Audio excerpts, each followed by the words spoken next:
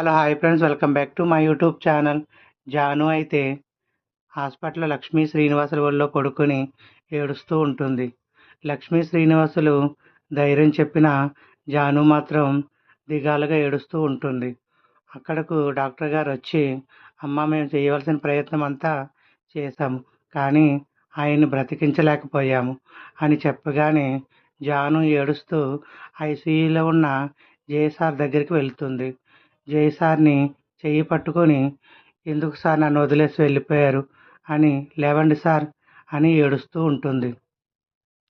లక్ష్మీ శ్రీనివాసులైతే ఏం చేయలేక ఐసీయూ బయటే ఉండిపోతారు.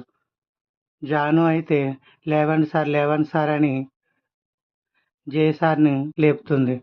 ఆయన ఒక్కసారిగా మెలకువ వచ్చి కదలడంతో అక్కడే ఉన్న నర్సు డాక్టర్ గారిని పిలుస్తుంది. డాక్టర్ గారు వచ్చి చెక్ చేసి, "ఇది చాలా వైద్య శాస్త్రంలోనే మిరాకిల్" అని చెప్పి, "చనిపోయాడు అనుకున్న ఆయన మళ్ళీ బ్రతికించారు. మీరే బ్రతికించారు" అంటూ జానుని అనడంతోటి డాక్టర్ మాటలకైతే జాను ఒక్కసారిగా షాక్ అవుతుంది. వెంటనే జై సార్ అయితే జాను చేయి పట్టుకొని, "ఇప్పటికైనా నాతో వస్తావా" అని అడుగుతాడు.